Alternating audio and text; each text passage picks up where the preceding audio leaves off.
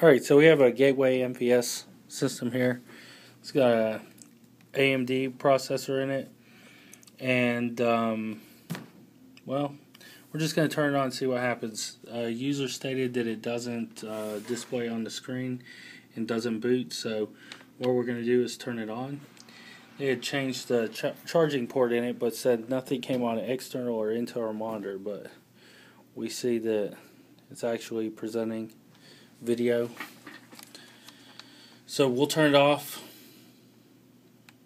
turn it back on just to make certain, see what we get.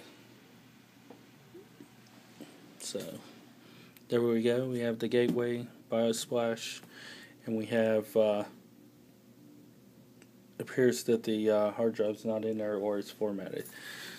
Anyways, nonetheless, what we're going to do is open it up and reflow it anyways and see what happens. Just wanted to know that took it out the box and it's working.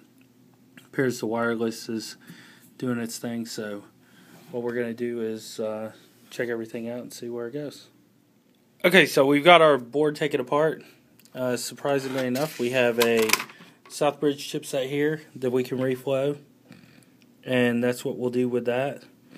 But on the top side here, we can't see anything from the top, but when we position this at an angle, we can actually see a copper shim in there. So we know that this system's been shimmed and it's been worked on before. So what we're going to do is take this apart and clean it up and then go from there.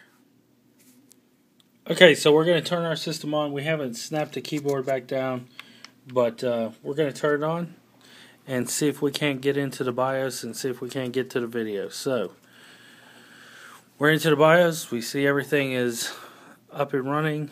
Seems everything looks fine. So we'll exit out. Actually, let's go back here. Let's see. IDE is none. So we don't see a hard drive. We can't boot it in. So what we're going to do is let this sit in the BIOS and run for about 2 hours, and then we'll see where the see if it runs out. But we'll call it done. Everything's good, and we'll say everything's set, and we'll call it complete. That's it.